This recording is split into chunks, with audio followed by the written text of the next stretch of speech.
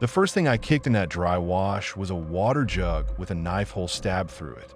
Not weathered, just sliced like someone wanted whoever needed it to die thirsty. I watched the last bit of water bleed into the sand and felt this tiny, stupid alarm go off in my head that I ignored because my buddy was already ahead of me, yelling about how dark the sky was going to get. South of Tucson, he dragged me off-road to see the stars, like that was some deep spiritual mission instead of him just wanting to get drunk where his ex wouldn't see his truck. We left the highway, past the last gas station, then another 30, 40 minutes of scrub and nothing. Radio died. My signal dropped to 0. He grinned like that was the point. We parked on a little dirt spur no one would ever see unless they were looking, killed the lights, and stepped out into that dry wash that already felt wrong before I could say why. The heat still came off the rocks, soft at first, then heavier as we walked. The wash twisted between low banks and mesquite that caught our jeans. No wind, no vox, just our footsteps and my friend cracking his beer and pretending he wasn't pissed at the world.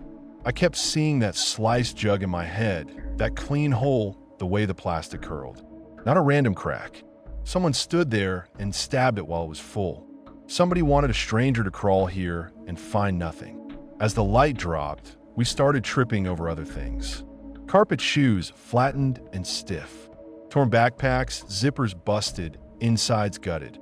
A kid's hoodie turned inside out, cartoon character on it, arms twisted like someone yanked it off fast.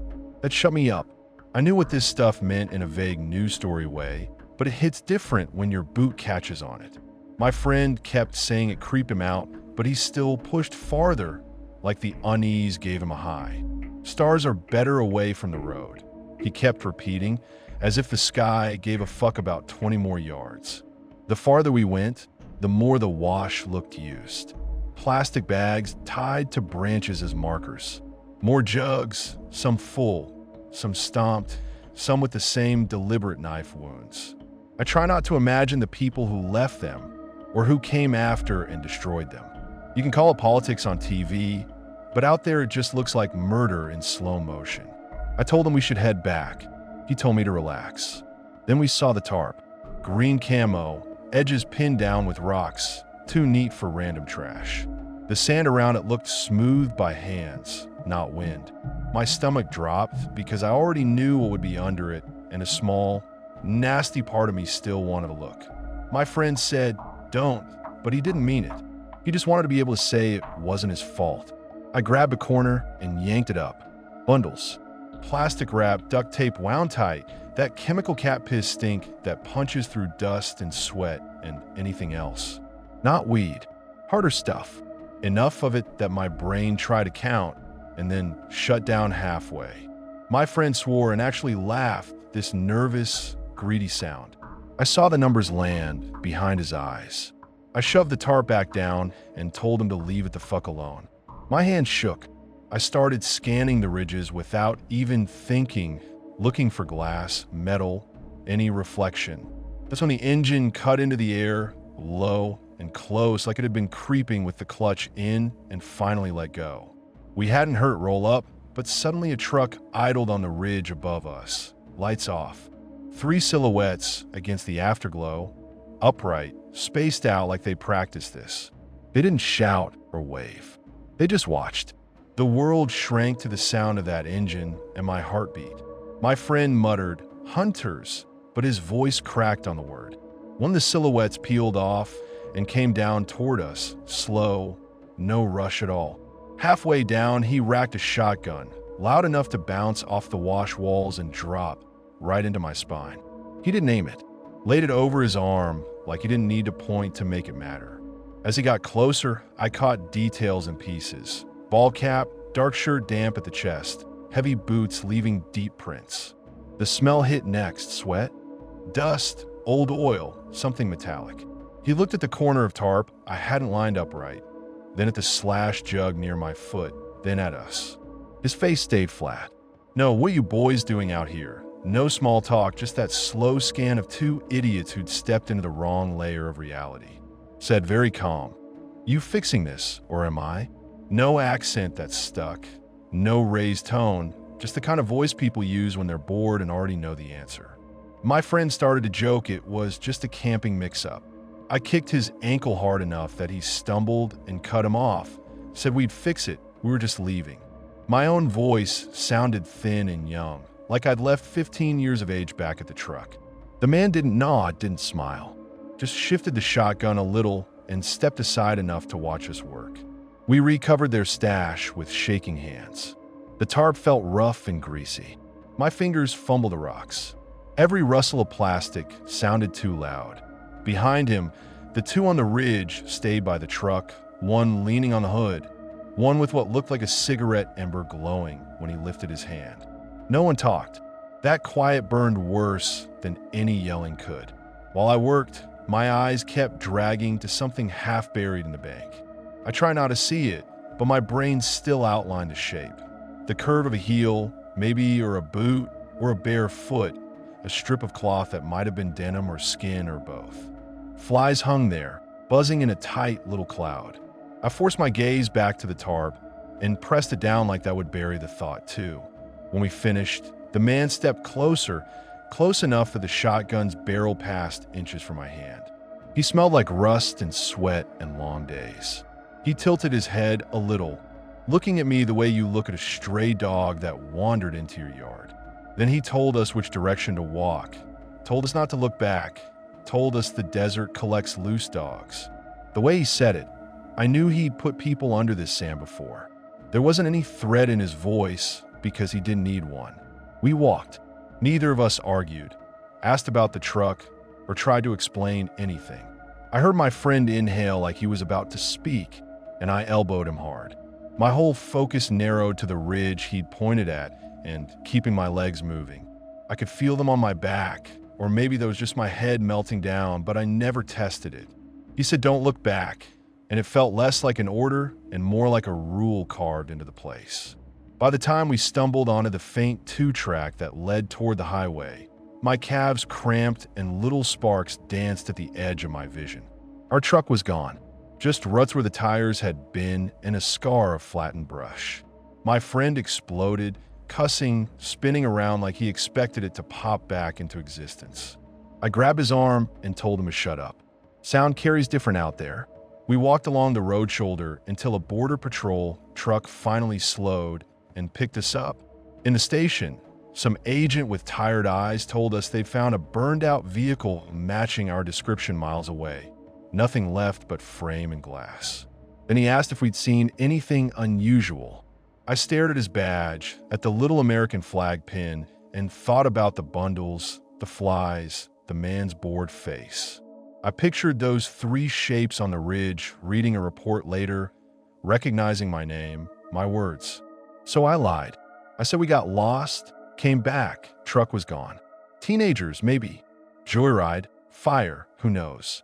He watched me a second too long, then let it go. Months later, I still wake up sure I hear a truck idling outside. Engine low, lights off.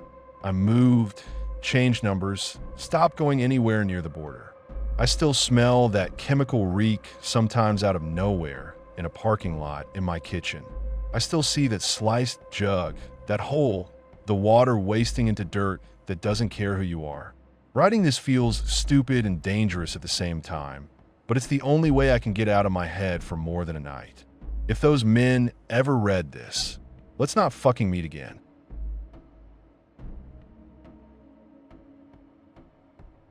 I only stopped because the kid in the back of the minivan waved like his life depended on it. I wasn't even fully looking at the van at first. I was in that half-zombie state you get in after too many hours on the road. I'd left Phoenix late, work ran long, and I just wanted to get a Flagstaff, crash, and not think about anything except a shower and a bed. Empty highway, cruise control on, some true crime podcast mumbling in the background, coffee gone cold in the cup holder. Then I saw that van on the shoulder, hood up, no hazards. Just this dark lump on the side of the road. Normally I don't stop. I know all the stories. People get robbed, carjacked, worse. I always tell myself I'll just call for them at the next exit. That's the deal I made with myself years ago. I help, but from a distance. But as I rolled past, something slammed the rear window from inside. Loud. Solid. I saw the hand before I even processed the sound. Small, pale in my headlights, fingers splayed, hitting the glass like it hurt. Then it dragged down, left this greasy smear. My brain took a second to catch up, and I got that cold flush like my blood just ran the wrong way. I remember my foot slamming the brake almost on autopilot. Gravel kicked up as I pulled onto the shoulder and reversed, heart going way too fast for 2 in the morning. For a second, I actually thought I could just keep going, pretend I didn't see that. Then I pictured that hand again, and I hated myself for even thinking it. The guy was already walking toward me when I stopped, like he'd been waiting. Middle-aged, maybe late 40s, short hair going thin, business casual clothes that looked wrong out there in the desert.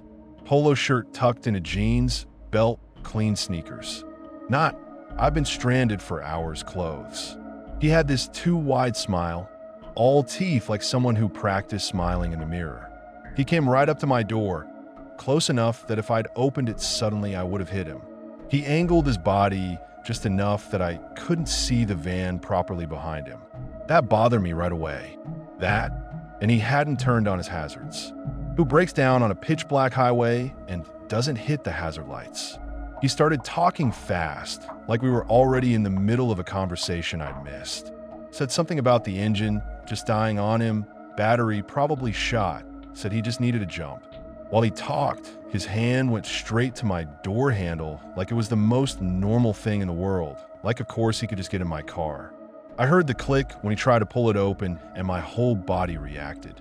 I slammed my thumb on the lock button again, even though it was already down. That little plastic clunk sounded stupidly loud. I told him, through the cracked window, to back up. Not nicely. I used the kind of voice I usually regret later. He kept that stretched smile on, like it was glued there, but his eyes flicked to the empty desert, then down to my plates, taking his time like he was memorizing them. Then he asked if I was alone. Just like that. Not, thanks for stopping. Not, hey, can you help? Just you alone out here? Followed it with, where you headed? His tone was light, but it felt like 2 fingers pushing on my throat. I could smell him through the window, this mix of sweat and something sweet, like old air freshener and cheap cologne.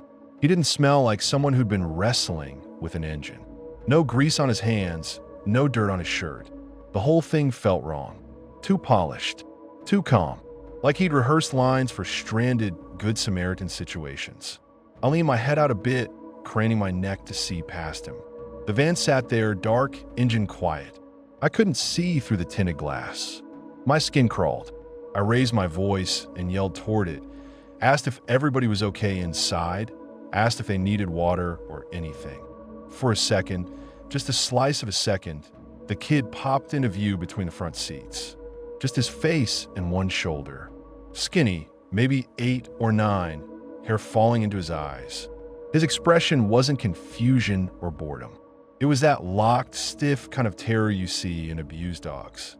He opened his mouth like he wanted to say something. The guy moved faster than made sense for someone that age. He spun, lunged for the sliding door, and slammed it shut so hard the whole van rocked on its shocks. The sound in my chest. I swear I heard the kid yelp, then nothing. That smile dropped off his face like someone killed the power. His jaw clenched. His eyes went flat. When he turned back to me, his voice had dropped an octave. He told me to mind my own business. Said quiet, calm, like a warning. Said unless I wanted trouble, I should just give him a jump and move on. Said nobody would hear anything out here anyway. The way he said that part made my scalp tighten. Like he'd thought about that detail a lot. The desert felt huge and empty all at once. Like the night stretched forever, but the world had shrunk to just me, him, and that silent van. No other headlights in either direction. Radio still murmured some host talking about missing people as background noise. Of course it did. There was this moment where I felt 2 versions of myself split. One that just did what he said, hooked up jumper cables, pretended not to see the kid, drove away and tried to forget. And the other version that told him to fuck off and risked getting dragged out of the car. My hands were shaking, but I tried to keep my voice steady. I told him I was calling 911. I held my phone up like it already connected and my thumb already hit send. Truth was screen said no service in big, smug letters. Not even one bar. I figured he'd call my bluff and I'd be screwed. I had nowhere to go except reverse into the desert or try to outrun a van on an empty highway. But something about the phone rattled him. The change was instant. His eyes went a little wider, then narrowed. He looked at the phone, then at my face, then back toward the van. He started to say something, stopped, swallowed it. The fake smile tried to come back, but it twitched. He backed away from my door, fast now, jogged to the driver's side of the van. The hood, which had been supposedly up, was just resting there. He slammed it with his palm, got in, and right then I heard it. Engine turning over, catching, running smooth. No grinding, no hosetaschen. Like a healthy car. Like a car that had never had a problem in its fucking life. He revved it once, hard, like he wanted to prove something. Then the van peeled out, gravel spitting from the tires. No hazards, no signal, just straight onto the highway like it had been waiting for a green light. As he passed in front of me, I got one last clear look at that kid's face framed in the rear glass, washed in red from my brake lights. White as paper, lips pressed thin, eyes huge. Then the dark swallowed them. I sat there in my car with my hands locked on the wheel and the engine idling too high. My body felt lightheaded, like I'd stood up too fast. It took me a solid minute before I realized I was still holding the phone up like an idiot. No service, 2:13 a.m., glowing back at me. I drove to the next exit on legs that didn't feel attached and pulled into the first gas station with lights. Old, dingy place with flickering signs and a guy behind bulletproof glass who didn't care about anything. I finally got signal, finally called 911, stumbled through what happened, gave him the mile marker I remembered, tried to describe the van, the guy, the kid, the smear on the glass.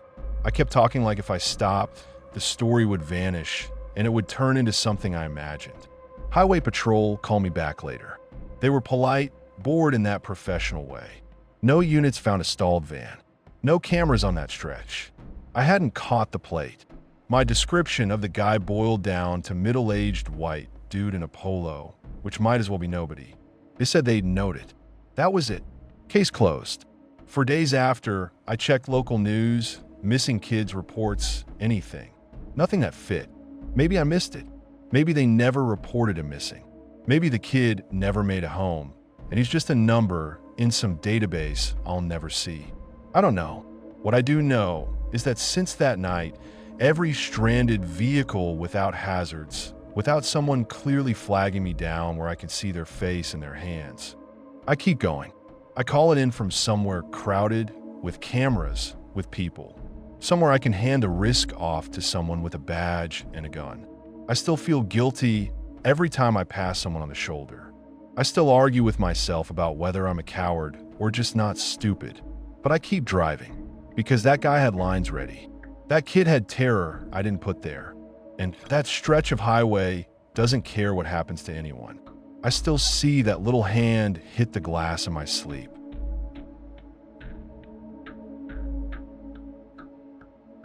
The town drunk saved us, which pissed me off at the time and scares me now. We camped outside a tiny place near the Superstitions because every motel either looked full or looked like a crime scene. The kind of town where neon flickers on vacancy, signs that clearly aren't for you. We'd been driving all day, both of us sweaty and cranky, and I didn't want to spend another hour on the highway just to find a slightly less gross bedspread. The clerk at the gas station told us not to sleep in the desert, said wind carries voices out there. He leaned on the counter like it was the only thing holding him up, shirt streaked with motor oil, eyes red at the edges. My girlfriend rolled her eyes so hard I thought they'd get stuck, later called him superstitious. I called him high. He smelled like beer and heat stroke, and somebody who talks to himself a lot. He tried again, though. Said people got turned around past the last streetlight. Said sound didn't work right out there, that you could stand 10 feet from someone and not know which direction they were in. I laughed, tossed a Gatorade on the counter, told him we had GPS and bear spray, and that we'd be fine. He took my money and just stared like he wanted to say one more thing and decided not to bother. We drove a few miles anyway, windows down, that dead desert smell of dust and creosote pouring in. Found a rough Bill M site, just fire rings, a pit toilet, a few flat spots scraped out of the gravel. The sky looked huge, big enough to swallow stupid little worries about crime scene motels and drunk gas station profits. One other truck sat there, backed in, cab dark, no tent. Just a shadow of a camper shell and a faint glow from something inside, like a phone screen or a tiny lantern. We joked about it.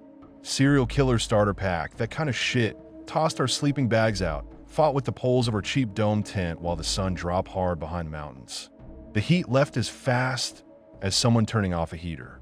1 second you're sweating, the next your fingers go stiff. We cooked hot dogs on a little stove, drank warm beer, tried to ignore how quickly our breath started showing in the air. She scrolled through Instagram, joked about ghost towns and hashtags. I kept glancing at that other truck. No movement, no music, no cough, no door. Just a parked thing with no edges, eating up the starlight around it. I remember saying something like, if they wanted to murder us, they'd at least say hi first. She flicked a pebble at me, told me to quit being paranoid, said this was what getting away from the city actually looked like. She had that stubborn little set to her jaw that meant the conversation was over. I didn't want another fight, so I let it go. We crawled into the tent early, mostly because the cold kept knifing through our jackets. The nylon walls glowed faint orange from the last of the coals. I could see our shoes lined up by the zipper, the silhouette of the fire ring, the hill dropping into dark. I heard some coyotes far off, that broken yipping they do when they circle something. Sleep never really arrived. It hovered. The ground pressed into my hip. Every tiny sound sounded huge. The tick of cooling metal from the car, a dry weed tapping the tent, my girlfriend's breathing going from annoyed to slow and heavy. Then the first rock hit. It wasn't wind. You know that hollow thunk when something thrown, not dropped, hits fabric over metal? That. Sharp, deliberate. Then podés ver it. The little dome shuddered, then went still. Another rock followed, a little lower, then another, closer to my head. They didn't bounce in like a slide of gravel. They hit one at a time. Tossed. Chosen. I froze. My heart started going hard enough that I could feel it in my throat. I told myself it had to be kids from town, bored teenagers, maybe drunk, maybe high, wanting to freak out campers. I forced my voice steady and yelled something about having a gun. I didn't obviously, but the words shook on the way out. The rock stopped. For a few seconds, the silence felt worse, like the whole desert sucked in its breath with us. Then we heard footsteps, not boot stomping, not a jog, just slow, dragging steps circling the tent, as if whoever it was didn't give a shit if we heard them. Gravel crunch, pause, crunch, the sound looping from one side of us to the other. I tracked it with my eyes on the nylon, trying to pin a shape through the dark, but it might as well have been the wind, except it wasn't. My girlfriend shifted next to me, reached for the zipper. I grabbed her wrist so hard she hissed. She tried to yank free and whisper yelled that we should just look, that hiding made us look weak. I shook my head, kept my hand locked on hers. Whoever was out there already knew we were in here. No point in giving them our faces too. Something brushed the fabric at my feet. It didn't swipe like a paw or bump like some stray dog. It pressed. Fingers. I felt the slow push through the sleeping bag, the weight of each knuckle tracking the shape of my shin, up to my knee like someone mapping bone. I jerked my leg back. The touch followed, pressing down again, only harder, almost testing how far my limb would move. I snapped. I kicked, full strength, heel first, right into that pressure. My foot slammed into something solid. A grunt, low and pissed, came through the nylon, followed by a kind of chuckle that didn't carry any humor at all. Not drunk laughter. Mean laughter. That sound flipped a switch in me. Every shitty bar fight. Every time you hear someone who likes hurting things. The footsteps sped up, circling quicker now. A hand, or something, dragged along the side of the tent, nails or maybe a ring scraping fabric. I pictured a knife, a box cutter, the blade slicing a long, cold line right through. I scrambled for the car keys I'd shoved into my shoe and realized with a jolt that they sat outside, 5 inches from that zipper. Real smart. And then headlights blew the world apart. Blue-white light slammed through the tent, turning it into a glowing balloon, shadows snapping into place around us. Engine noise roared against the hills. A truck skidded into the site and swung sideways, gravel spitting. The horn started blaring, endless, angry like it wanted to tear the night in half. Over it, I heard a hoarse voice yelling that he'd called the sheriff and they were already on their way. That same slurred drawl from the gas station, only louder now, weaponized. I knew he was full of shit the second he said it, but apparently so did whoever was outside because the footsteps tore away from us, pounding into the creosote. By the time we wrestled with the zipper and stumbled out, whoever it was had killed their lantern by the other truck and melted into the dark. For a second I saw a shape. A person dropping into the wash behind their vehicle. The quick flare and snuff of a lighter, then nothing. That truck pulled out with its lights off and hit the wash like they'd done it 1,000 times. Engine low, no spin, no hesitation. Not kids. Someone who knew that land. Our rescuer sat behind the wheel of the same beater from the gas station. One elbow hooked out the open window. He reeked of beer, sure, but his eyes were clear and locked on the direction that other truck had gone. His hand shook a little on the steering wheel, but his voice didn't when he finally cut the horn and motioned us over. He pointed at the empty fire ring next to us, the one we'd ignored earlier. Said 2 women from Phoenix had camped there the week before. Left their gear, left their car, never came back for either. He said he found their chairs still set up facing the sunset. Marshmallow bag ripped open on the table, shoes under the bench. He'd called in, kept going back for a few nights after, just in case they wandered out of the brush half dead. Nobody did. Cops said they just walked out. He slurred, looking anywhere but at us, but girls don't walk out barefoot in the dark. We didn't sleep after that. Just sat by the hood of our car while he chain-smoked and watched the wash, like he expected that other truck to creep back with its lights off. My girlfriend wanted to leave right then. I wanted to pretend I still had some control, that we weren't already in someone else's game. So I said we should wait till sunrise. We argued in low, tight voices about which kind of danger was worse. Rolling the dice on a stalker in the dark, or driving half asleep on an empty highway where no one would find the wreck for hours. In the end, we just sat there and shook and pretended we weren't. We bailed at sunrise, threw everything in the trunk without folding it, didn't bother with coffee. My hands wouldn't stop trembling on the steering wheel. I filed a report anyway at the little sheriff's office back in town. Deputy nodded, took notes, didn't write much. Kept his eyes on the form more than on me. Said sometimes people just get spooked by critters that rock slide, that sound travels funny out there. Maybe. Or maybe some asshole in that town likes watching tents glow orange while he circles, testing for soft spots. Either way, I listen when the town drunk tells me not to sleep where the wind carries voices now.